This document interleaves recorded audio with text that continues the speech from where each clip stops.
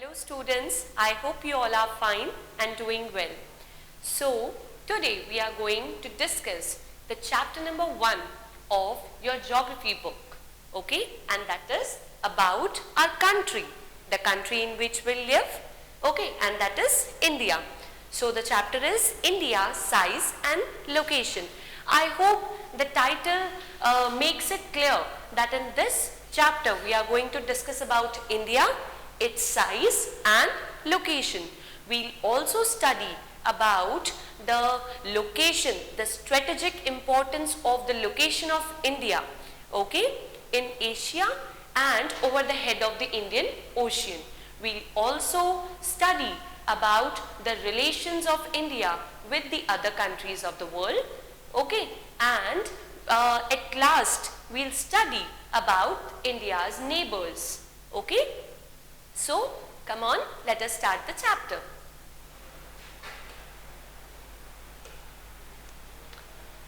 Okay, so firstly we have to go for a brief introduction about the country India.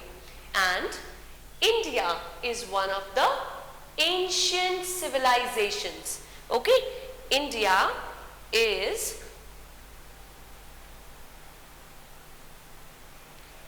one of the ancient civilizations. Okay, कि India world की ancient मतलब काफी पुरानी सभ्यताओं में से एक है. Civilizations means सभ्यताएं. Okay, where people started to live, where people started to do something, where people started to live. They found out that cropping can be done. Okay, so where people developed. Okay, so India is one of the ancient civilizations of the world. It has achieved multifaceted means it has achieved socio-economic progress. इसने हमारी country India ने काफी सारे fields में, multifaceted means in with many faces, in many fields India has achieved socio economic progress. India ने socially economically काफी progress को gain किया है during the last 5 decades. Decade means, I hope you all must be knowing, decade का मतलब होता है 1 decade is equal to 10 years, a period of 10 years. Okay, so पिछले कुछ 50 सालों में इंडिया ने काफी सोशो इकोनॉमिक प्रोग्रेस किया है. Okay, it has moved forward. It has moved forward, displaying remarkable progress. India ने क्या किया है? काफी आगे बढ़ा है इंडिया remarkable progress को ग्रो करते हुए.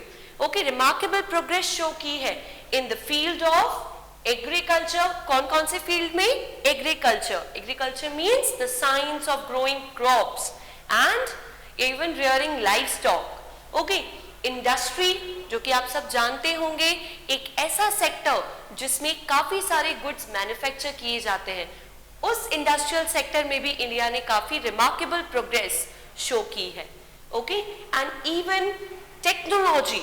आपको पता होगा कि आजकल इंडिया में कितनी ज्यादा टेक्नोलॉजी का बूम आया हुआ है, मतलब कि कितना ज्यादा इंडिया डेवलप होते जा रहा है on the basis of technology.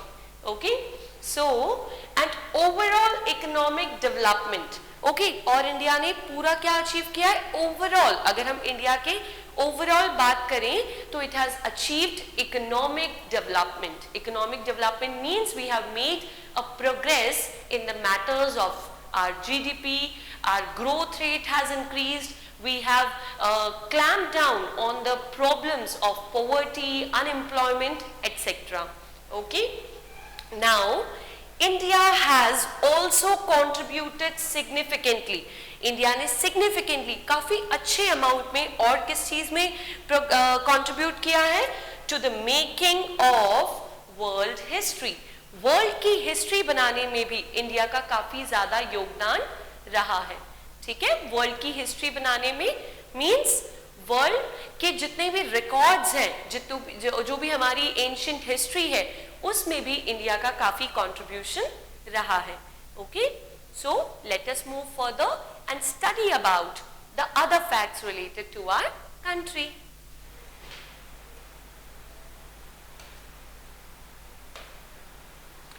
Now, as we discussed in the title that we are going to discuss about India's size and location in this chapter. So, the first topic is location. Okay, the first topic is location. So, first thing that is given here is India is a vast country. Okay, we have been given that India is a vast country. What does vast means?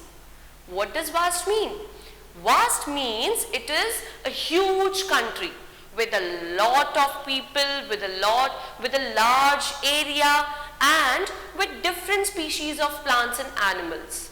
Okay, so India is a vast country according to the area and according to population as well, lying entirely.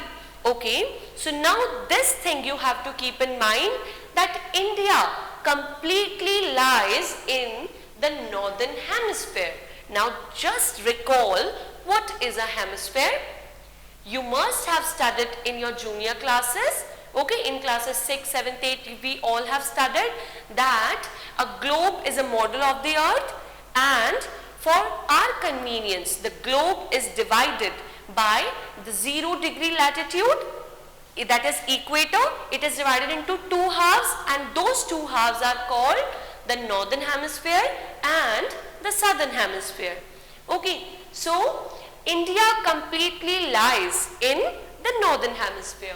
Okay, the mainland means the main boundaries of India extends between. Now this thing you have to keep in your mind very clearly, that India lies between the latitudes of 8 degree 4 minutes north, okay, and 37 degree 6 minutes north. Okay, so अगर हम इसकी बात करें, एक बार देखें हम लोग, तो इसके और इसके बीच में अराउंड जो डिफरेंस है ये कितना है, 30 डिग्रीज का. ओके, कितना डिफरेंस है, 30 डिग्रीज ऑफ लैटिट्यूड का. And if we talk about the longitudes, अच्छा आप लोगों को पता होगा लैटिट्यूड्स और लॉन्गिट्यूड्स क्या होते हैं. Latitudes are the imaginary horizontal lines on the globe. Okay, and longitudes are the imaginary vertical lines on the globe running from the North Pole to the South Pole. Okay, so why are these lines drawn? You must remember. Okay, you must be knowing all this thing because you have studied all these things in your previous classes. These latitudes and longitudes are drawn to find out the location of a particular place on the globe. Okay, so India lies, if we talk about India, India lies between the longitudes of 68 degrees 7 minutes east and 97 degree 25 minutes east. Okay, this E refers to east and this N here refers to north.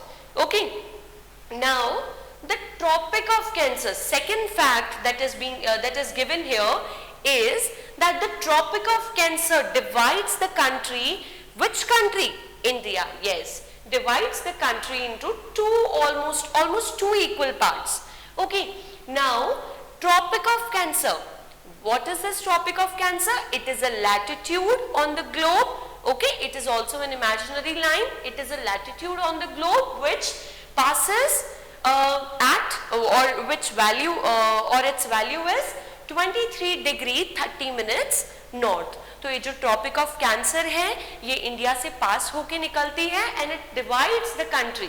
ये India को दो parts में divide करती है, almost two equal parts में ये divide करती है. इसके बारे में अभी हम आगे पढ़ेंगे.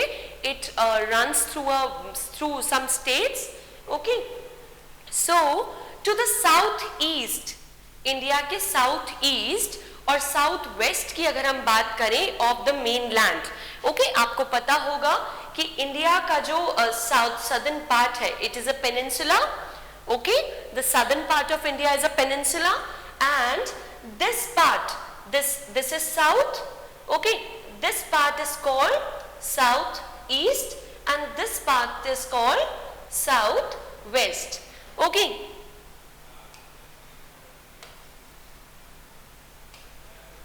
so Towards the southeast and southwest of the mainland lie the Andaman and the Nicobar Islands and the Lakshadweep Islands. Okay, in the Bay of Bengal and Arabian Sea respectively. You must have studied in your previous classes that India, why is the southern part of India called a peninsula? Yes, this part is called a peninsula because it is covered by water. क्योंकि ये part अपने 3 sides पे, it is covered by water on its 3 sides. ठीक है, इस जगह पे भी, इस पे भी और इस पे भी ये water से covered है and that is why it is called the peninsula. Okay, now अब आपको ये भी पता होगा कि इंडिया के सदर्न पार्ट में, इंडिया के नीचे क्या लाया करता है?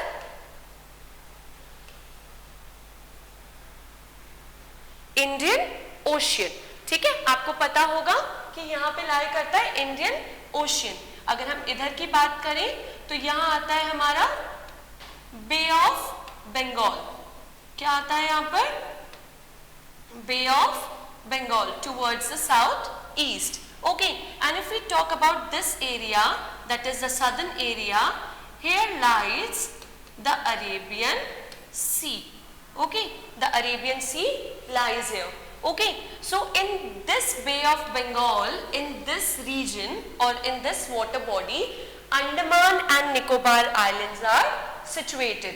Okay, and in Arabian Sea, that is towards the west of our country, Lakshadweep Islands are situated. Okay, so let us study further.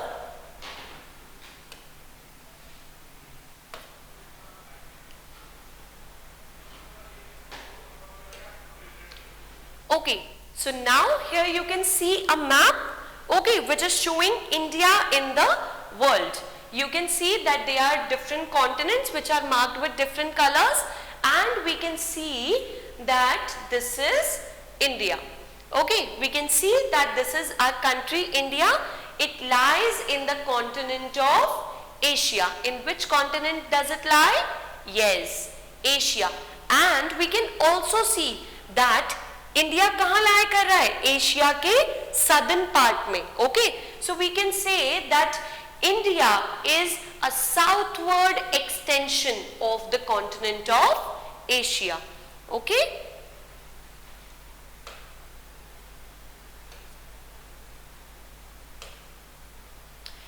Now, as we discussed in the title, mainly we are going to study about 2 things.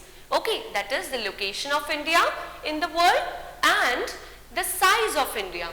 Okay, so let us now study the size of India. India के size के बारे में बात करें अगर हम लोग, तो हम देखते हैं कि इंडिया का जो लैंड मास है, okay, इंडिया का जो लैंड मास है, it means कंट्री की अगर हम बात करें तो पूरे कंट्री का जो मेन लैंड है उसके एरिया कितना है? It has an area of 3.28 million square kilometres. Okay, कितना एरिया है इंडिया का?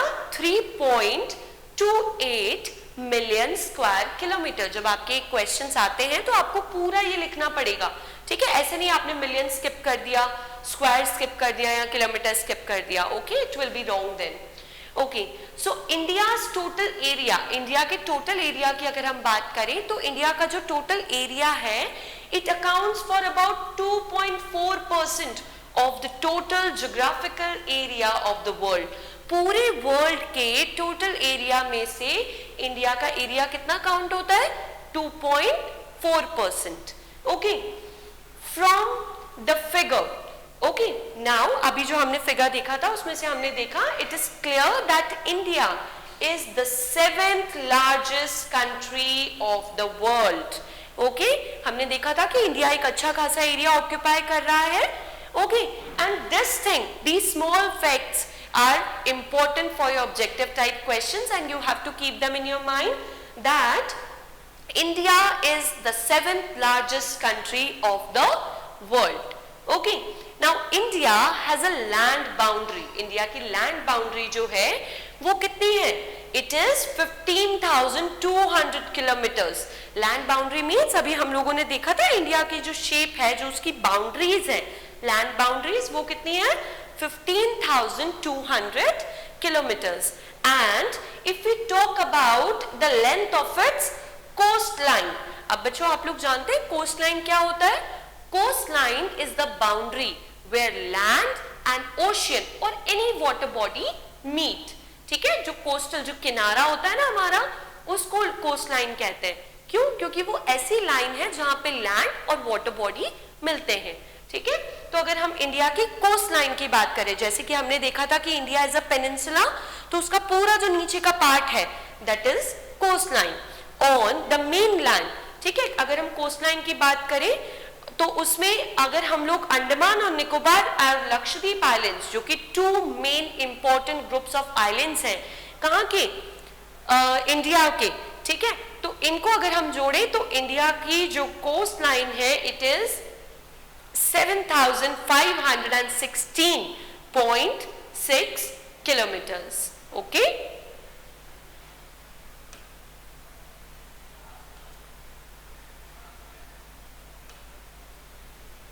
okay, so now next facts are given here that India is bounded by, India bounded है, bounded means India is surrounded by, और India के northern part में हमें क्या देखने को मिलते हैं? by the Yangfold mountains. okay, Yangfold mountains क्या है ये? these are, देखिए इन वर्ड्स को अच्छे से समझना है आपको. Yangfold mountains, ठीक है. Yangfold mountains क्यों बोला गया है? यंग इसलिए बिकॉज इन्हें बने हुए these are the recent creations, इनको बने हुए इतना ज्यादा टाइम नहीं हुआ.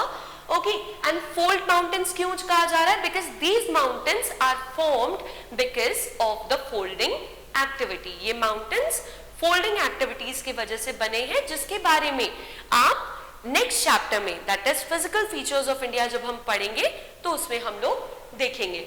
ठीक है, नाउ ये यंगफोल्ड माउंटेन्स कौन से हैं? यहाँ पे स्पेशली जो बात की जा रही है वो हमारी 2 इंपॉर्टेंट रेंजेस की बात की जा रही है, the Karakoram range and the Himalayan mountain range. And basically they are talking about the Himalayan range of mountain. Range का मतलब आप समझते होंगे, अ लाइन ऑफ माउंटेन्स. ठीक है, तो उसकी बात क्यों की जा रही है यहाँ पे?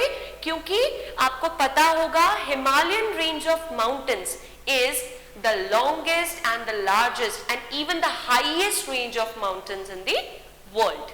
okay, so it lies, और ये जो रेंज ऑफ माउंटेन्स है हमारी, मतलब ये जो यंगफोल्ड माउंटेन्स हैं जो कि इंडिया को बाउंड करते हैं, तो ये इंडिया के नॉर्थ वेस्ट पार्ट में, ओके, नॉर्दर्न पार्ट में और इवन नॉर्थ ईस्टर्न पार्ट में भी लाई करते हैं. ठीक है, south of about 22 degree north अगर हम देखें तो इंडिया जैसे जिन लैटिट्यूड्स के बीच में लाई कर रहा है, तो 22 डिग्री नॉर्थ लैटिट्यूड से लेकर it begins to taper. Taper का मतलब क्या होता है? सकड़ा होने लग जाता है. ठीक है, इंडिया ऊपर से तो मतलब बीच में से अगर हम देखें तो काफी फैला हुआ है, बट जैसे जैसे 22 डिग्री के नीचे हम लोग जाएंगे तो इट बिगिंस टू टैपर, वो सकड़ा होने लग जाता है एंड एक्सटेंड्स टुवर्ड्स, और किस तरफ आगे बढ़ता है? Towards the Indian ocean. अभी अभी मैंने आप लोगों को बताया था कि इंडिया के साउथ पे कौन सी वाटर बॉडी लाई करती है? Yes, the Indian ocean which divides it. Okay, जब इंडिया टैपर होकर इंडिया का जब पेनिनसुला इसमें एंटर करता है तो इसके दोनों ही साइड्स, ईस्टर्न और वेस्टर्न साइड में इट हैज 2 सीज, जिनकी अभी हमने बात की थी, the Arabian sea on the west and the Bay of Bengal on the east. Okay, now one thing that we have to remember here, one thing that you need to note here is that the latitudinal, okay, latitudinal means based on latitudes, okay, the horizontal lines, and based on longitudes as well. Longitudinal extent of the mainland, mainland का जो latitudinal और longitudinal जो extent है वो almost बराबर है. ठीक है, हमने देखा almost 8 to 37 almost 30 degrees and 68 to 97 almost 30 degrees हो रहा है. ओके, तो ये दोनों ही ऑलमोस्ट 30 डिग्रीज है.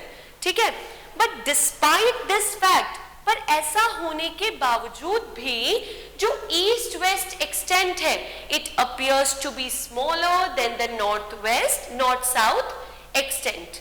ओके, इसका क्या मतलब हुआ कि इंडिया का अगर हम इस तरीके से बात करें ऐसे और ऐसे, तो दोनों ही जो लैटिट्यूड्स हैं वो ऑलमोस्ट, मतलब इनका जो एक्सटेंट है वो ऑलमोस्ट 30 डिग्री है। फिर भी हमें इस वाले पार्ट से, मतलब ईस्ट टू वेस्ट वाले पार्ट से अगर हम कंपेयर करें तो इससे ज्यादा हमें नॉर्थ टू साउथ वाला पार्ट लगता है। ठीक है, वो हमें ज्यादा बड़ा लगता है as compare to the east west part. Okay,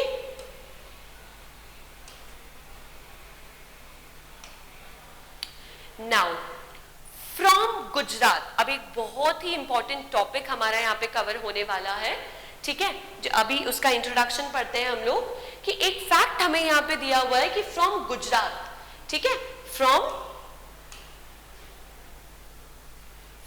Gujarat. अब आप सबको पता होगा कि गुजरात जो स्टेट है वो कहाँ लाया करता है इंडिया के वेस्टर्न पार्ट में।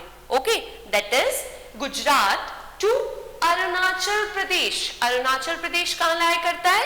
यस, ईस्टर्न पार्ट में, बिल्कुल एक्सट्रीम ईस्ट में, और गुजरात बिल्कुल एक्सट्रीम वेस्ट में। ओके, सो हम यहाँ पे कह रहे हैं that is from west to east. अगर हम वेस्ट टू ईस्ट की बात करें so there is a time lag of 2 hours. Okay, क्या मतलब हुआ इसका? टाइम लैग मतलब कि अगर हम देखें, क्योंकि हमने छोटी क्लासेस में पढ़ा है कि एक लॉन्गिट्यूड से जब हम दूसरी लॉन्गिट्यूड पे मूव करते हैं, ठीक है, तो क्या होता है, टाइम वेराई करता है ना, टाइम वेराई करता है। जब हम एक लैटिट्यूड से दूसरी लैटिट्यूड पे भी मूव करते हैं तो 1 डिग्री से फर्क पड़ता है 4 मिनट्स का। ओके, 1 डिग्री से फर्क पड़ता है टाइम पे 4 मिनट्स का। तो वही अगर हम यहाँ पे बात करें कि यहाँ पे बोल रहे हैं कि गुजरात से लेकर अरुणाचल प्रदेश तक जो टाइम लैग है, जो डिफरेंस बिटवीन द टाइम है दोनों ही from west to east, it is about of 2 hours. Okay, hence time along the standard meridian of India. Okay, standard meridian of India. अब इस चीज को आप लोग ध्यान से समझेंगे कि यहाँ पे किसके बारे में बात हो रही है। ओके, जब मैं आपको एक एग्जांपल देती हूँ, जब दोनों स्टेट्स का अगर टाइम अलग अलग है, ठीक है, फिर भी आपने देखा होगा कि अगर आपके कोई रिलेटिव्स ईस्ट में रह रहे हैं या वेस्ट में रह रहे हैं या किसी भी नॉर्दर्न सदर्न पार्ट में रह रहे हैं, किसी भी स्टेट में वो रहते हो, हम सबकी जो वॉचेस होती हैं वो एक ही टाइम बताती है ना, राइट? ऐसा क्यों होता है और ऐसा कैसे होता है? उसका एक रीजन होता है। ठीक है, अगर आप सोचो कि अगर हमारी वॉचेस एक टाइम ना बताएं या सेम टाइम ना बताएं तो क्या होगा? ठीक है, जैसे कि हमने बात करी गुजरात से लेकर अरुणाचल प्रदेश तक के टाइम पीरियड में 2 आवर्स का लैग है। ओके, तो इट मींस सपोज अगर गुजरात में 7 o'clock इन द मॉर्निंग हुआ है, ओके, तो वहां पर क्योंकि अरुणाचल प्रदेश ईस्ट में है तो वहां पे सन पहले राइज होगा। Okay, understood? ओके, वहां पे सन पहले राइज होगा एंड वहां पे डे की स्टार्ट पहले होगा, डे पहले स्टार्ट हो जाएगा वहां पे, तो वो 2 आवर्स का जो डिफरेंस है वहां पे कम होगा। इट मींस वहां पे 5 o'clock इन द मॉर्निंग हो रहा है। ओके, तो इस तरीके से आप सोचो रेलवेज में, बसेस के टाइम में, ठीक है, या कोई मैचेस होने वाले हैं या कुछ भी, हमें जाना है एक जगह से दूसरी जगह, हमें अपनी कोई मीटिंग शेड्यूल करनी है, एयर ट्रैवल करना है, हर चीजों में अगर सेम टाइम नहीं होता तो कितना कंफ्यूजन होता, कितना केओस होता, कितना डिसऑर्डर सा मच जाता कंट्री में, राइट? इसी वजह से to avoid all these kinds of time differences, to avoid all the disorder in the country and to adopt a particular a same time, a uniform means a same time for all the parts of the country के सारे parts के लिए एक same time adopt करने के लिए हम क्या करते हैं? We choose a longitude। हम एक लॉन्गिट्यूड को स्टैंडर्ड मेरिडियन के तौर पे चूज कर लेते हैं। ठीक है, किसके तौर पे चूज कर लेते हैं हम लोग? Standard meridian. जैसे कि आपको पता होगा स्टैंडर्ड का मतलब क्या होता है? Standard means a particular thing जिसके बेसिस पे हम दूसरों को जज कर रहे हैं. ओके, स्टैंडर्ड मीन्स ऐसा क्राइटेरिया जिसके बेसिस पे दूसरी चीजों को जज किया जाएगा. ओके, सो स्टैंडर्ड ये ऐसी, और meridian is the another name for longitude. तो इसका मतलब कि हम एक स्टैंडर्ड मेरिडियन, हम एक लॉन्गिट्यूड चूज कर रहे हैं जिसकी वैल्यू, इंडिया में कौन सी लॉन्गिट्यूड को चूज किया गया है ऐसी जिसकी वैल्यू है 82 डिग्री 30 मिनट्स ईस्ट. ओके, अब ये जो लॉन्गिट्यूड है ये कहां से पास करती है? तो it passes through Mirzapur. It passes through Mirzapur in Uttar Pradesh. Okay, कहां से पास करती है ये? Mirzapur through Uttar Pradesh. And this meridian और this longitude is taken as the standard. और जो भी इसको स्टैंडर्ड मेरिडियन चूज किया गया है 82 डिग्री 30 मिनट्स को, और इस पे जो भी टाइम हो रहा होगा उसको स्टैंडर्ड टाइम कहा जाता है पूरी कंट्री के लिए.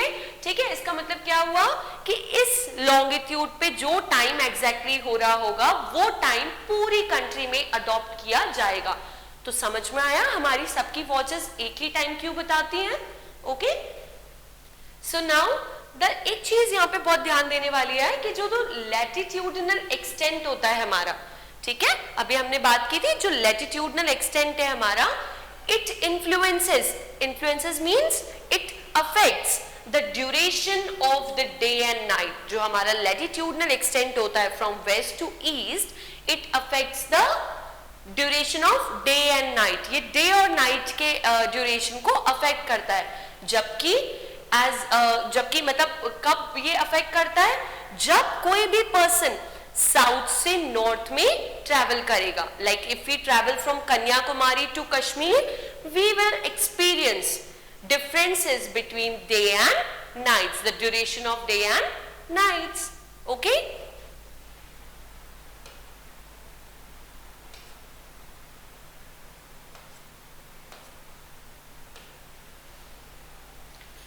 ओके, सो नाउ ये देखिए आप लोग, एक मैप दिया हुआ है आप लोगों को. यहाँ पे आप लोग क्लियरली देख सकते हैं कि ये इंडिया के हम लोगों को क्या दिए हुए हैं, ये हमें इसकी वैल्यूज दी हुई हैं. ठीक है, कि इंडिया इन लैटिट्यूड्स के बीच में, आप कंफ्यूज मत हो ना, ये जो लाइन है ये लाइन केवल इनको कनेक्ट कर रही है. ये लाइन तो है ऐसी, ठीक है, लैटिट्यूड्स है. तो इंडिया का लैटिट्यूडनल एक्सटेंट ये है और ये इंडिया का लॉन्गिट्यूडनल एक्सटेंट है. ओके, क्योंकि ये दिखा रहा है हमें कि इन लॉन्गिट्यूड्स के बीच में इंडिया लाई कर रहा है. ओके, हम लोगों ने जैसे कि हमने बात की थी अभी, तो वो भी एक बार हम लोग मैप पे देख लेते हैं कि इंडिया के ईस्टर्न साइड पे बे ऑफ बंगाल लाई कर रहा है और वेस्टर्न साइड पे अरेबियन सी लाई कर रहा है. ठीक है, और इंडिया के जो नीचे वाला पार्ट है, जो सदर्न पार्ट है, उस पे क्या लाई करता है, देखो यहाँ पे दिया हुआ है Indian ocean. Okay, the south of India, at the southern part of India lies the Indian Ocean. Okay, अब आप यहाँ पे देख सकते हैं ये जो लाइन है 82 degree 30 east, this line has been taken as the standard meridian of India. इस लाइन को standard meridian of India choose किया गया है. and this line, okay, and this line is, इस लाइन पे जो भी, this line is a meridian, this line is a longitude, इस लाइन पे, इस मेरिडियन पे जो भी टाइम हो रहा होगा, that time will be chosen as the standard time for the whole country, and that is why we have the same time for the whole country. That is why our watches show the same time. Okay, I hope this is clear to you all.